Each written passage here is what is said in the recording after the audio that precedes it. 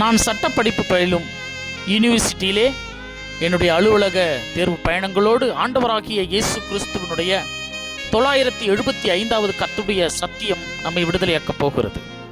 தேவனுக்கு நன்றி செலுத்தி 2 பேதுரு புஸ்தகம் 2வது வசனம், கல்லாதவர்களும் உறுதி இல்லாதவர்களும் வேத வாக்கியங்களை புரட்டுகிறதை போல. படிக்காதவன், ஒரு காரியத்தில் உறுதியாக இல்லாதவன் இந்த வேத வாக்கியங்களை புரட்டி என்ன செய்ய போகிறோம்? அது சும்மா டைம் பாஸ். அது நீ கேட்கறதும் வேஸ்ட்டு, படிப்பே தெரியாது. அப்போ நீ அந்த வார்த்தைகளை, அந்த பக்கங்களில் அந்த எழுத்துக்களை பைபிளில் இருக்கிறத புரட்டுறது எதுக்கு சமம்? உறுதி இல்லாதவனுக்கு அடையாளம். விசுவாசம் என்பது நம்பப்படுகிறவைகளின் உறுதி என்று சொல்லுகிறது. அப்போ இந்த உலகத்தில் உறுதியானது, நிலையானது, அசையாமல் நிலைத்திருக்கிறது எது என்று சொன்னால் அது கர்த்தரின் மீது நாம் வைக்கக்கூடிய நம்பிக்கை. இந்த உலகத்தை படைத்த ஆண்டவராகிய இயேசு கிறிஸ்து ஒருவரே நேற்றும் என்றும் இன்றும் என்றுமே மாறாதவர். அவர் கர்த்தர், என்றைக்குமே மாறாதவர் என்று மல்கியா புஸ்தகத்தில் சொல்லுகிறார். நான் இருக்கிறவராகவே இருக்கிறேன் என்று சொல்லி தெய்வம் தன்னுடைய அடையாளத்தை யாத்திராகமம் புஸ்தகத்தில் பறைசாற்றுகிறார். ஆகவே அஸ்திபாரமாக்கிய ஒரு கல் சீயோனிலே வைக்கப்பட்டிருக்கிறது. அது பரீட்சிக்கப்பட்டதும் விலையேற பெற்றதுமான திட அஸ்திபாரம் உள்ளதுமான மூளைக்கல்லா இருக்கிறது. விசுவாசிக்கிறவன் பதறான். எவன் ஒரு இயேசு கிறிஸ்துவை விசுவாசிக்கிறான் அவன் பதறவே மாட்டான். எப்படிப்பட்ட சூழ்நிலை, நெருக்கடி, ஆபத்து, சோதனை, சத்துரு, கடன், என்ன பிரச்சனை வந்தாலும் சரி, அவன் கர்த்தரின் மீது நம்பிக்கை வைத்து அசையாமல் உறுதியுடன் இருப்பான். கர்த்தரிடத்தில் மன நிர்ணயமாய் நிலைத்திருப்பான். மிகுந்த மன உறுதியோடு விழித்துக் கொண்டிருப்பான். ஆகவே இந்த உலகத்தில் பிசாசு பல தந்திரங்களையும் எதிர்த்து நிற்க திராணி, எச்சரிப்புடன் கூடிய மன உறுதி, இது எல்லாமே கடைசி காலத்துல நமக்கு கிடைக்கணும்.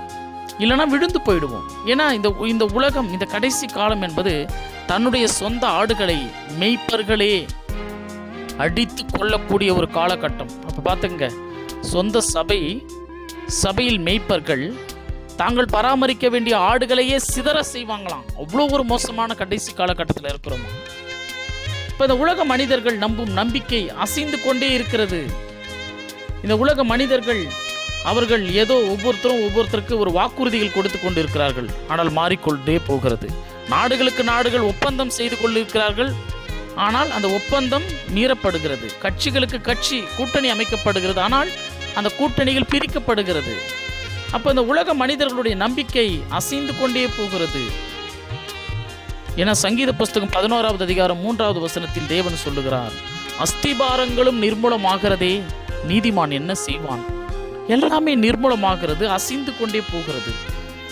ஆண்டவராகிய இயேசு கிறிஸ்து ஒருவரே அசையாத தேவனாய் இருக்கிறார், நிலையான தேவனாய் இருக்கிறார், மாறாத தேவனாய் இருக்கிறார், நம்மை காப்பாற்றுகிற தேவனாய் ஒரே தேவனாய் இருக்கிறார் என்று வசனம் சொல்லுகிறது. ஒரு உண்மை சம்பவங்களை வாசிக்கலாம். விசுவாசத்தில் உறுதியாய் இருப்பது என்பது எதிலுமே நம்ம விலகியே போகக்கூடாது. அதுதான் ஒரு நிலையான விசுவாசம். 2 பேதுரு புஸ்தகம் 2:16 வாசிச்சோம்ல, கல்லாதவர்களும் உறுதி இல்லாதவர்களும் வேத வாக்கியங்களை புரட்டுகிறது போலன்னு. இப்போ இங்கே ஒரு உண்மை சம்பவம். ரூபன் என்பவன் யாக்கோபுக்கு பிறந்த 12 பிள்ளைகளில் முதலாவது பிறந்தவன். அவங்க அந்த காலகட்டத்தில் சேஷ்டபுத்திர பாகம்னு ஒன்று உண்டு. அவங்களுக்கு ஒரு சிறப்பு. முதல் பிறந்தவர்களுக்கு மேன்மையாய் பிரதானமானவன், வல்லமையில் விசேஷமானவனாய் இருந்தான். ஆனால் அவன் பரிசுத்த வாழ்க்கையில் நிலையில்லாத ஒரே காரணத்தினால் கடவுளுடைய ஆசீர்வாதத்தை பெற முடியல.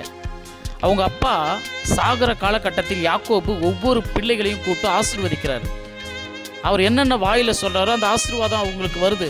அப்போ இந்த ரூபன் என்ற பாவத்தில் விழுந்தவனை பார்த்து அவங்க அப்பா சொல்றார், யாக்கோபு ஆதியாகமம் 49வது அதிகாரம் 3-4 வசனத்துல, தண்ணீரை போல் தளம்பினவனே நீ மேன்மையே அடைய மாட்டாய்.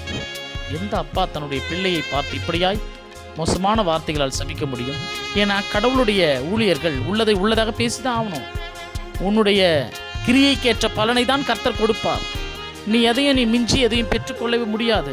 அப்போ அவங்க அப்பா சொல்றாரு, தண்ணீரை போல தளம்பனிய பாவத்தில் விழுறதுக்கு நிலையே இல்லாமல் இருந்திய, உறுதி இல்லாத இருந்திய, ஆகவே நீ மேன்மையை அடைய மாட்டான்னு சொல்றாரு. ஆனால் அவனுக்கு கிடைக்க வேண்டிய அந்த மேன்மை எல்லாம் யாருக்கு போச்சு? விசுவாசத்திலும் பக்தியிலும் எல்லாவற்றை காட்டிலும் பரிசுத்தத்தில் உறுதியாய் இருந்து வில் உறுதியாய் இருந்தது என்று சொன்னப்பட்ட யோசேப்புக்கு போனது. ஆதியாகமம் 39:8-9 அவனுடைய பிள்ளைகளுக்கு சந்ததிகளுக்கு போனது. யோசேப்பினுடைய குமாரருக்கு அந்த மேன்மை சேஷ்டபுத்திர பாகம் கொடுக்கப்பட்டது என்று சொல்லி 1 நாளாகமம் புஸ்தகம் 5வது அதிகாரம் 1வது வசனம் பதிவு செய்கிறதாகவே கர்த்தரிடத்தில் விசுவாசத்தில் நிலைத்திருக்கிறவனுக்கு எல்லாம் உறுதியானது, நிலையானது, சந்ததி சந்ததியாய் ஆசீர்வாதமே கொடுக்கப்படும். இந்த பூமியே நிலையில்லை, அழிய போகிறது, பரலோகம் மட்டும்தான் நிலையானது.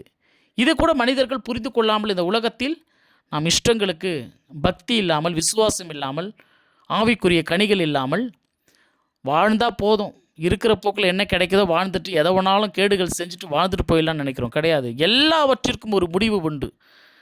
அவனுடைய கிரியைகளுக்கு பலனை கர்த்தர் அளிக்க இந்த பூமிக்கு வரப்போகிறார். அப்படிப்பட்ட ஆண்டவராகிய இயேசு கிறிஸ்து ஒருவரே நிலையானவர், மாறாதவர், இருக்கிறவராகவே இருக்கிறவர். அவரே மூளைக்கல். அவரின் மீது விசுவாசம் வைக்கிறவன் பதறாமல் இந்த உலகத்தில் வாழ்வான், உறுதியாய் நிலைத்திருப்பான். இயேசு கிறிஸ்துவை மெய்யான தெய்வம். அவரை ஏற்றுக்கொள்ளுங்கள், அவர் நம்மை ரட்சிப்பார். நாளை தினத்தில் வேறொரு தெய்வ செய்திகளோடு நான் உங்கள் servant of God Zachariah Satish.